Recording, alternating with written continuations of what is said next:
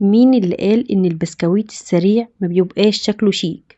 النهارده هنعمل مع بعض بسكويت العشر دقايق، وهوريكم التاتش البسيط اللي بعمله بالفرماسيه عشان يخلي الطبق يجنن، سواء للاولاد او لو جالك ضيوف فجأة، بطريقه سهله وسريعه وشكلها يفرح، وبمكونات بسيطه وموجوده في كل بيت. تعالوا نبدأ مع بعض الفيديو ونقول بسم الله. اول حاجه استخدمت دقيق الاصيل متعدد الاغراض. جبت طبعا البولة بتاعتي ناشفة ونضيفة، ونزلت فيها ب3 كوبايات من الدقيق ده متعدد الأغراض، يعني أي دقيق عندك في البيت يمشي. أنا جبت لكم الدقيق ده عشان أوريكم إن أي دقيق يمشي متعدد الأغراض. بدأت أنزل بكوباية كوباية أنخلهم كده زي ما انتوا شايفين. أهم حاجة خطوة النخل دي، ربما يكون في الدقيق أي حاجة لا قدر الله. بحب أنخل الدقيق بصراحة، حتى لو الدقيق دون فرز أول لازم يتنخل. دي تاني كوباية بدأت طبعا أنزل بيها. برضو نفس الطريقة ننخل الدقيق بتاعنا ضروري جدا. عايزة اقول لكم مفيش اسهل يا جماعة من البسكويت ده، سهل جدا جدا. نزلنا كده يا جماعة ب3 كوبايات، وبعد كده ننزل بذرة ملح، وننزل بمعلقة كيك شيف. هو ده المكون الوحيد الاساسي اللي هنرفع بيه البسكويت بتاعنا، مفيش اي مكونات تانية. يعني زي ما قلت لكم ذرة الملح، والمكون الوحيد اللي احنا حطيناه للرفع هو الكيك شيف، معلقة صغيرة على ال3 كوبايات. حلوة قوي يعني، ما نزودش عن كده عشان البسكوت بتاعنا ما يفرش والرسمة تروح. ضروري جدا يا جماعة تاخدوا بالكم من الخطوة دي. في بولة تانية ناشفة برضو هننزل مع بعض بنص كوباية زيت على سمنة. دي زيت على سمنة، ما حبيتش اشتغل بسمنة بس، لان ربما ما يكونش فيه عندكم سمنة، عادي خالص اشتغلوا بزيت، يعني مفيش اي مشكلة. وممكن الخطوة دي يا جماعة نستغنى عن المضرب الكهربائي او الهاند بلندر، ونشتغل في الخلاط عادي خالص، مفيش اي مشكله. يعني لو عندك سمنه اشتغلي في خليط سمنه على زيت، ما عندكيش سمنه اشتغلي في زيت عادي، هتاخدي نفس النتيجه. مفيش اي حاجه. احنا بنفرح اولادنا بابسط حاجه. يعني دلوقتي كانوا قاعدين كده زهقانين، قالوا يا ماما احنا عايزين حاجه حلوه. قلت يا ماما اعمل لهم، وب3 كوبايات يعني ما خدش مني وقت، 3 كوبايات بس دقيق بدات اعمل البسكويت الجميل ده. تاني حاجة طبعا بدأنا نضرب المكونات ببعض لحد ما تاخد القوام اللي انتوا شايفينه قدامكم ده، يعني يكون هش كده وبيض زي ما انتوا شايفين. لو في الخلاط عادي برضو تقدري تضربي لحد ما المكونات معاك هتبيض برضو، هتديكي نفس النتيجة. او الهاند بلندر، اي حاجة يا جماعة ما نصعبهاش على بعض. يعني مش لازم نقول يكون عندك مضرب كهربائي، لا خالص. ابدأي بس تضربي المكونات دي كلها ببعضها لحد ما تحسي ان هي بقت هشة كده قدامك، او كلها تجانست مع بعضها. تاني حاجة نزلنا ببيضتين، ممكن تنزلي ببيضة بيضة، ممكن تنزلي بالبيضتين مع بعض عادي جدا. ده اسهل بسكويت ممكن تعمليه. وننزل بظرفين فانيليا، انا نزلت بظرفين فانيليا سادة، ونزلت بظرف فانيليا برتقان. ونزلت دي طبعا يا جماعة اللهم ذكرني، اسانس موز. ونزلت كمان باسانس برتقان، بس للاسف الكاميرا كانت فصلت وانا بصور اللقطة دي، هقولها لكم لما اوصل عندها. ونزلت ب3 معالق كبار من النشا، عشان طبعا يخليه متماسك معاكي وما يتهريش منك بسهولة، لان احنا هنحشيه وهنزينه، فعايزينه يكون متماسك معانا كده. مفيش اسهل طبعا من الطريقة دي. هنا بقى كنت حطيت الاسانس البرتقان، لكن بصراحة اللقطة ما كانتش معايا.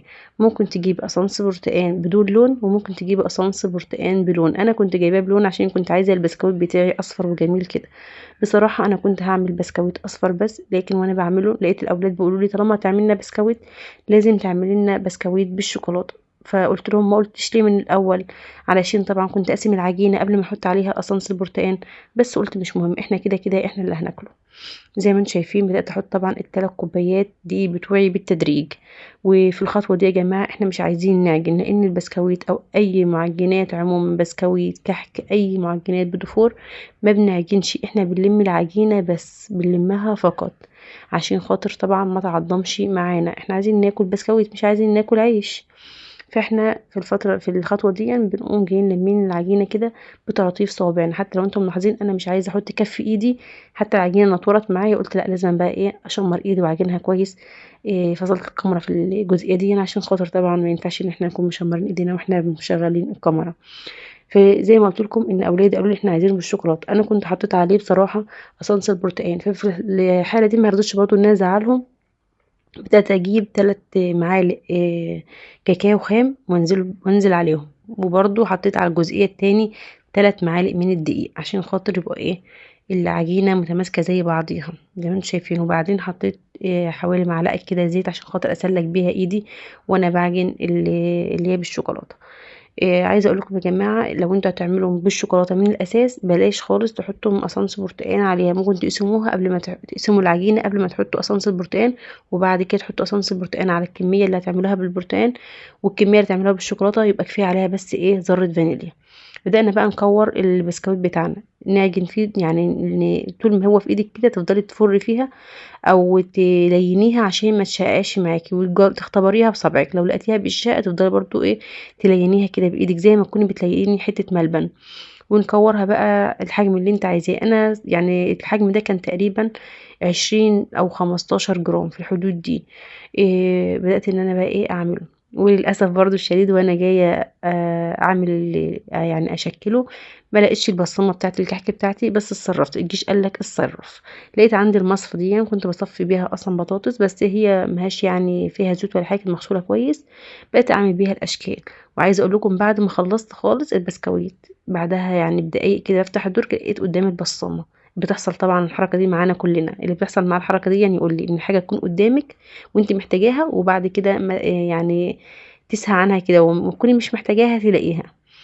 بدأنا بقى نعمل الأشكال دي بقى أذواق، يعني أشكال كتيرة ممكن تعمليها بالشوكة بالسكينة، رسم الشجرة، رسمة وردة، أي رسومات انت بتحبيها اعمليها مفيش أي مشكلة.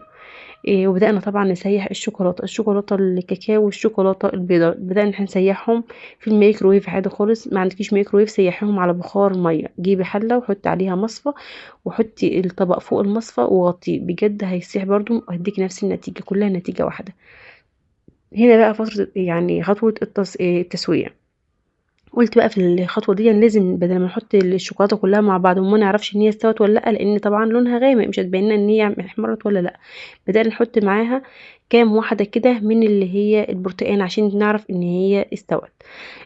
زي ما انتم شايفين ما شاء الله جميل جدا. الرسمه ما فرشتش رغم ان احنا عاملينها بايدينا، رسمه عادي بالبصامه وبايدينا وبالشوكه وبالسكينه زي ما انتم شفتوا معايا في الفيديو. قعدت اعمل اشكال بقول لكم ملمسه ناعم، وكمان يعني معايا جميل. شايفين تسويه من جوه عامله ازاي؟ ما شاء الله كان طعمه خطير. اي نعم هي كانت كميه بسيطه بس فرحت الاولاد، فاحنا بنحاول نفرح اولادنا بابسط حاجه في البيت. اظن كل بيت موجود فيه كوبايه السمنه او كوبايه الزيت، هو خليط بين السمنه والزيت، بناخد نص كوبايه او 3/4 كوبايه في الحدود دي. وبعدين والسكر طبعا موجود في كل بيت. يعني انا اسفه نسيت في الخطوه دي اقولها لكم في الاول ان انا حطيت كمان كوبايه من السكر. انا اتذكر ان انا نسيت اقول لكم على كوبايه السكر. حطيناها طبعا في الاول. بعد كده بدأنا ان احنا نشكل البسكويت بتاعنا ده. ما يتقالش عليه بسكويت يا جماعه، دي يتقال عليه حاجه كده جميله، يعني بدفور حاجه دايبه في البق كده. بصراحه كان طعمه حكايه.